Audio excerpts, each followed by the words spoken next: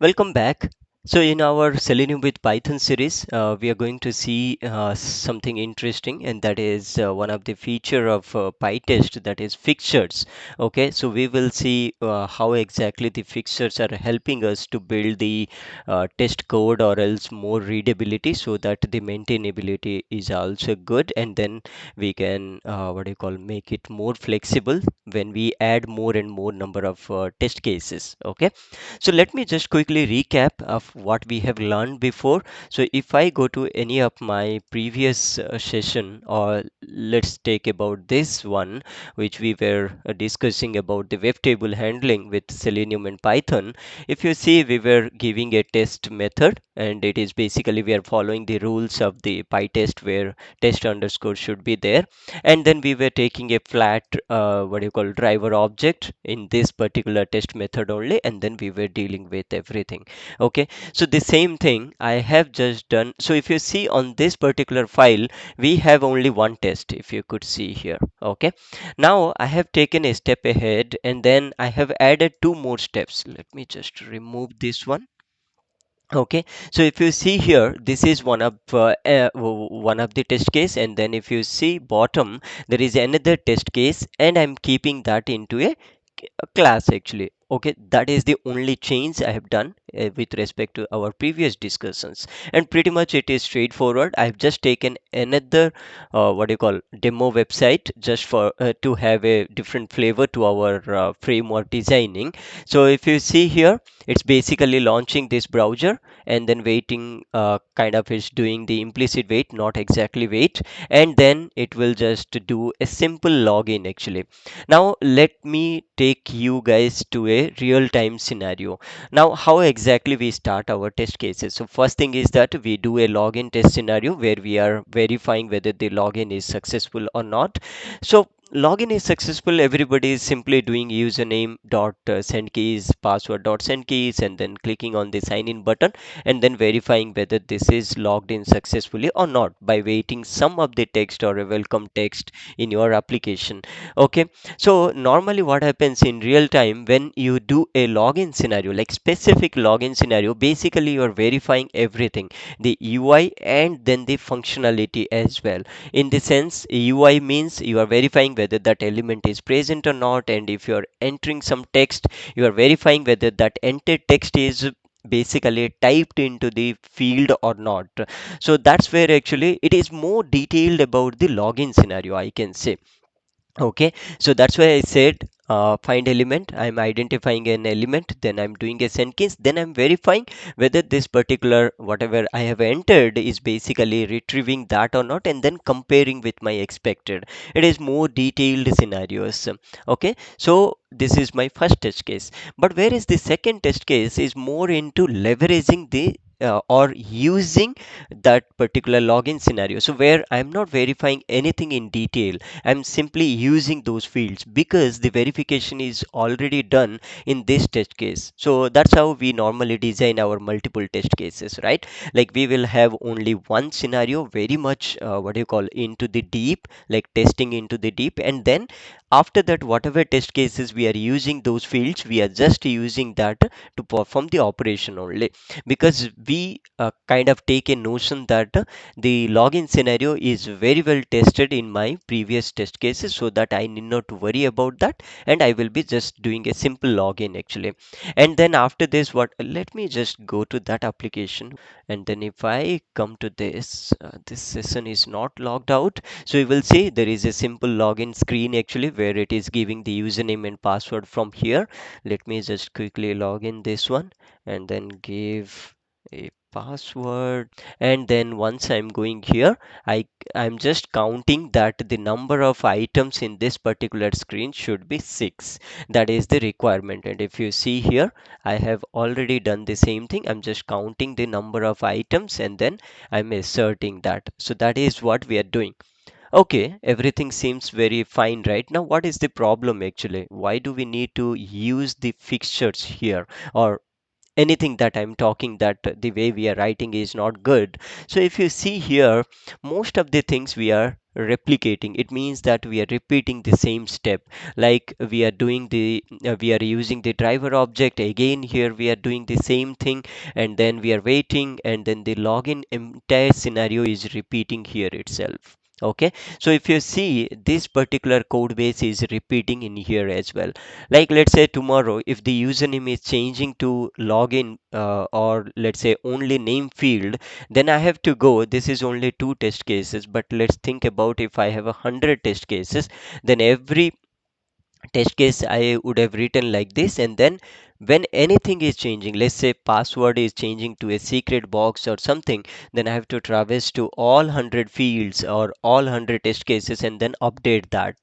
Okay, and then if any issue is coming, then it is very difficult for me to kind of what do you call, debug those things, because it is increasing the number of lines of code. Okay, so that's where actually fixtures will help us. Now, just to show you guys the fixtures, if I say pytest, because we were using that, right? So pytest fixtures, if I click on this, and then I'm going to the fixtures, and if you here you will see it is very well documented everything. What are the fixtures?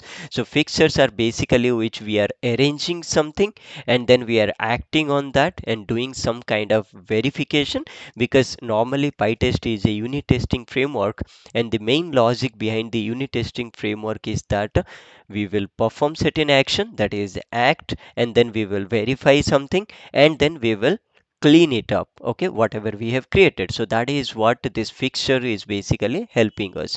Don't worry about this text. Whenever you get time, you can just get into this particular piece of what do you call information, and then get more details. But let me get into the practical scenario of this fixture. So you will see they've given the fixtures basically will be noted by pytest.fixture. So when you do this one, this particular method will become your fixture. Okay, so it means that you will write a set of information there or set of tasks there. Now if I say in one word, so these fixtures I can use in any of my test methods, as simple as that. Okay, and then here if you see, now basically they have created a my fruit as a method, and which is basically keeping it as a what do you call fixture, so that any test method they can use this my fruit by calling this one. Now if you see, it's a chain of fixtures. It means that this particular method or fixture is doing certain task. There is another task which need this task to be performed. So instead I'm writing the same thing. What I can do, I can take this method as a parameter to another method.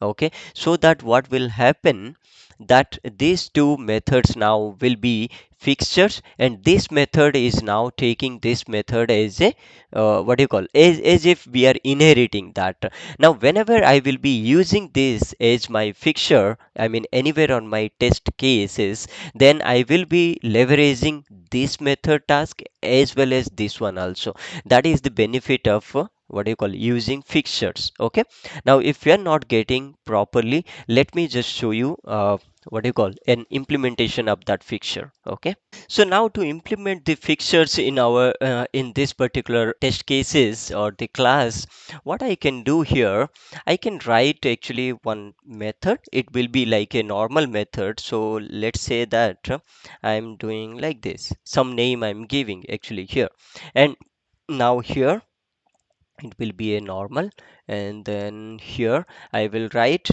maybe I will take a variable equal to none. That's the initialization. And then what I will do, so basically what I'm doing here, if you would have seen this particular demo, anything that we want to perform a set of task actually multiple times, we basically make that as fixture, so that it will be available with all of the test cases actually, or all of the test methods I can say. So that is what we are going to do that. Okay, so for this let me just copy paste everything here. Okay, and then I'm making it. Now when I'm making this one, now how do I declare this one as a what do you call fixture? So what I will do, pytest dot fixture, simple. I will just do that actually. Okay, now I don't want any parameters. Let's make it as fixture. If you see here, it's just that. We will talk in a moment about the parameters. But yeah, okay. So I have did this one. Now what I will do, this will return basically this driver. Okay. Now this driver. Now what I will do, whenever I want to use this particular set of code, I will have to call this particular method. Okay. Now to call this, if you see here, it's very simple. You have to just pass that as a parameter. So this fixture, I mean this method, it becomes now a fixture. So I will be talking this one as fixtures only. Now this fixture will be called to any test method by the passing the parameter actually. So that is what I am going to do. Self, what I will do a multi-line comment. I'm doing this one now. Okay, because this is my the driver. Now this becomes my driver actually, because it is returning the driver object. So can I do like this? Driver equal to, I will say get driver, as simple as that. Okay, now the same thing, uh, I can do one thing actually. Let me just make a new file and I will take it so that we can understand more details. So source demo underscore flat, I can say just fixture actually, I can say like this dot py. Okay, and quickly let me copy paste this one to this fixture, and then here let me just make everything normal actually, which we were doing, so that you can refer to this one before and then you can understand what we are doing. Okay, so this was our old code, and then if you see here, let me do the same thing here, and here I'm just deleting. Let's delete this completely so that it won't be confusing. Okay, so now the same thing what I can do, I can use in this one as well, because it is pretty much the same only. So here I will say get driver, and then what I will do, everything I can remove actually, only this much portion, right, which is basically the portion which is now done this one. Now what is happening, whenever I'm calling this one, whatever the task we have mentioned here, that will be performing actually inside this, so that I need not to write the same lines of code here as well. Now you can see it is a lot more looking cleaner, because all of these things are now basically, all the driver object whatever I'm handling is basically inside this only. Now you can see, is it the only benefit that we are getting? Not really. Now if you see here, we are making something as driver.quit. Now when exactly we need this driver.quit, it's basically after this test method, whatever the task it is doing, everything if we are doing, then we are quitting this driver or browser, whatever it is, that the same thing here, right? Now how do I mention here that one? Okay, so if you're familiar with C sharp or Java, basically you will not be writing anything after the return statement. But here what we can do, instead of this return actually, I can make it as yield also. Okay, yield. Now yield is kind of an alias for return in, what do you call, in Python actually. Now here what I can do in this, once I will be what do you call, finishing this one, what I can say, driver dot quit, I can do like this, and then even I can just make it time dot sleep 2 seconds, so that we can see the end one whatever it is performing, and then doing this one.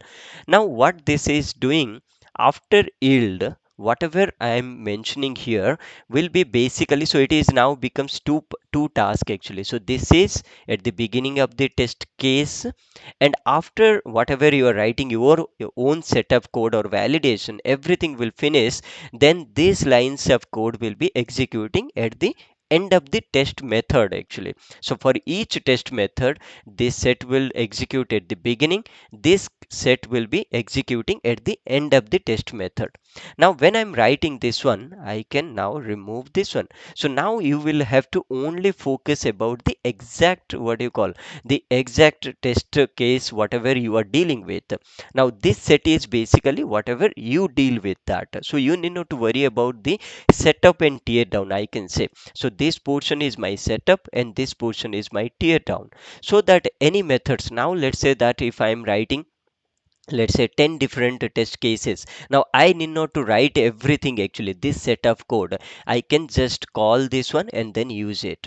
See, even I need not to write this particular line of code also. I can use this get driver as a variable or an object to any driver object. But just because we have that pre notion, right, that driver is the object, that's why I'm just assigning to a local driver, and then I am performing any action that I need.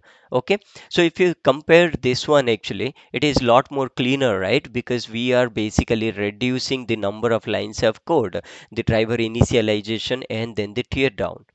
Fine. Okay, so it's pretty much good, right? Now we have got it actually how to deal with this one. Now the thing is that another thing. Now one problem is coming with respect to this particular what do you call this particular way of writing is that what happens if I create another test case actually. Okay, because in this I have only one class and is having two test cases. Now let's think about if I have like 10 different scenarios are there. Then normally with my what do you call experience, what I normally do, each class will be having a single test case or else a module of test cases I'm keeping into one file or in one class actually. So that is what I normally do. So it means that let's think about this. I have a home page, I have themes page, I have settings page. Now all these three scenarios, each one I have, let's say that five test cases. Now what I will do, I will create three different py files, and in each one will be what do you call belonging to that particular scenario or module actually. Now in this case I cannot leverage actually this particular fixture, because this particular fixture is very much limited to this class only. Okay, so that is one of the demerit of this one. Now how do I come out of this actually? Simple thing what I can do, I can create a conf test actually. Now conf test.py. Okay, now this is basically the test configuration for your pytest. Okay, so what I will do here, anything that I have written here, basically I will control X. Okay, and then I will be taking over to this one. Fine. Now here, let me just import pytest and import this one. Basically, you have to choose the selenium.webdriver because there are so many web drivers are there related to Edge, Chrome, Android, and then Safari. I have to use the base one and then import time. Okay, so now here what is happening, this conf.test I have kept it into a specific file, and this is where actually the pytest will be looking if there is any conf test is there or not there. And now what is happening, now you can see there is no errors, even I have removed from this fixture file actually. Now these two particular test methods are able to access this particular fixture. Okay, so that is what one benefit. Now let's think about this one. I'm creating, let me just copy this particular name. Now think about like this, and I'm creating a new method actually, or sorry, a new class, and here I'm making it as fixture underscore one dot py. Let's say that it is my another test case actually here. And now here in this case what I'm doing, instead of keeping this into two separate, I mean two methods into one class, what I'm going to do, I will cut paste and then keep it under this class, and then I will say test source demo 1, and then here I'm keeping this one. Now what I can do here, keep all of this, maybe I will copy entire thing and then paste it. Okay, simple thing I'm doing that. Another blank line. Now you can see it's not giving me any errors actually. The reason is that because now I'm not caring actually how many files, or in each file how many test cases I'm mentioning, because now it's for demo. I cannot write five or six just to show you guys. But think about this. This is my home page, and under this home page I have, let's say, five different test cases are there. And now this one being my settings page, let's say six different test cases are there. I really don't care about that, because I'm just taking this get driver as my what do you call the fixture, and this fixture is basically coming from this conf test. If you see here, from this conf test file, and then whatever the things that it needs to be performed, this particular logic is shared across any number of files that I want to do. Okay, now you can see it is a lot more neater actually looking into that. Don't worry about all these things, we will even find a better solution to handle this one, but this conf test is basically to handle this driver actually. Now another thing is that now if you would have seen, it's not only limited to one particular fixture actually. Here we can use, now what I can do here, I can have another, what do you call, method here. Let's say that get browser actually. Get browser is another what do you call, like a method, and then here I'm setting up this also as my fixture. Now here I will write something, let's not worry at this moment. Enter it and then keep it some space here. Now this one actually I can keep inside this one. Okay, now anything that I want to do perform here. Now for what reason actually I'm doing, let's think about a scenario where I'm not sure about which browser I want to run it, because this is basically on the Chrome browser. I'm hard coding here.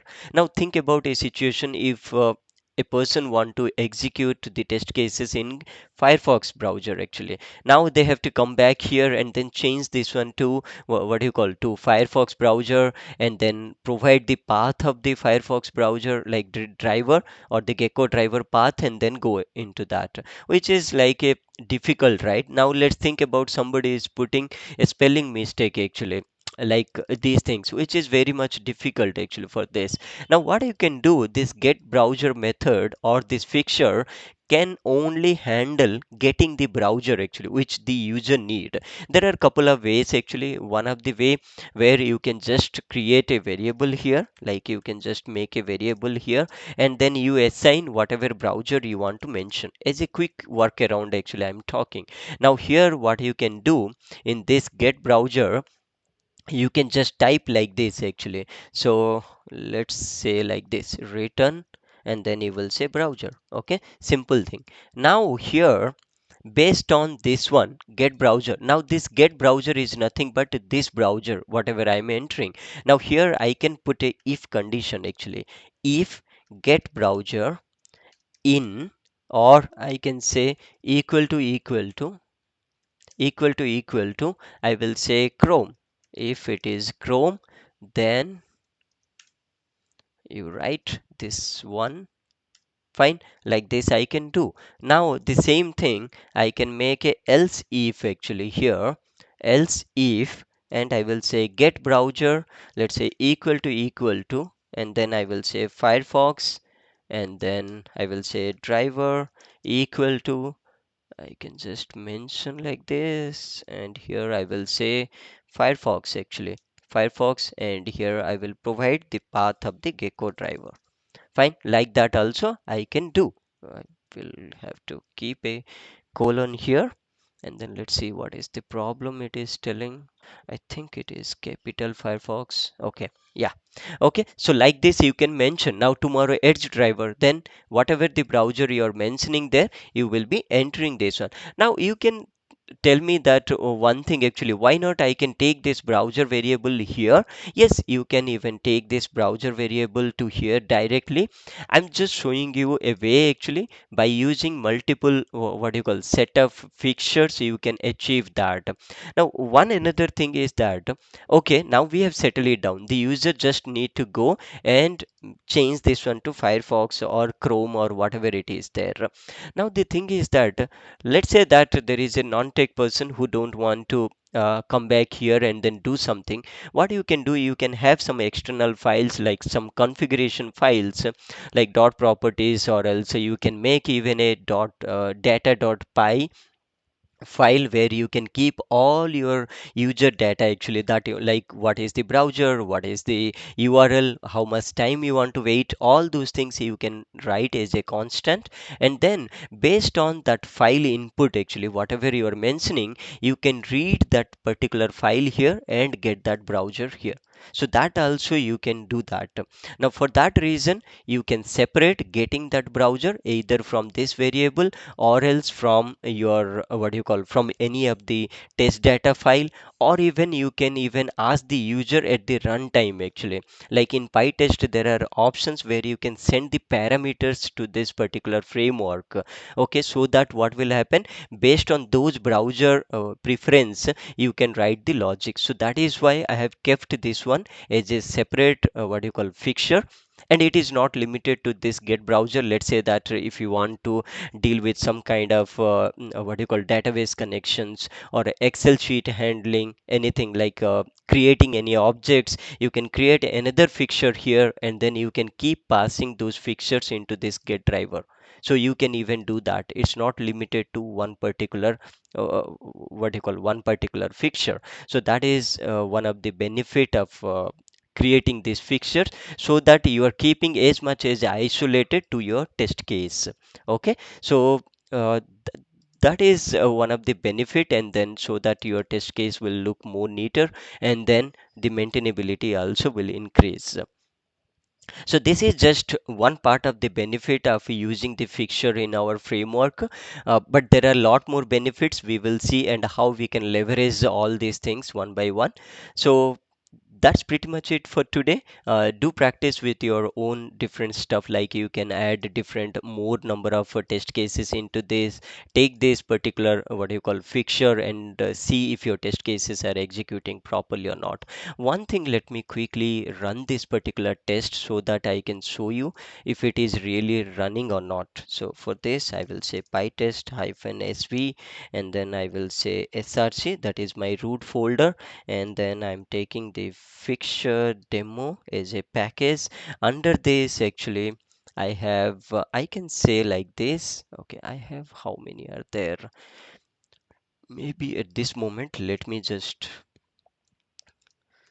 ignore this one, pytest.mark.skip, because this is just the flat one, right, which I don't want to execute at this moment. I want to just execute the test cases that are taking the fixtures actually. So these are the two different files those I have to take.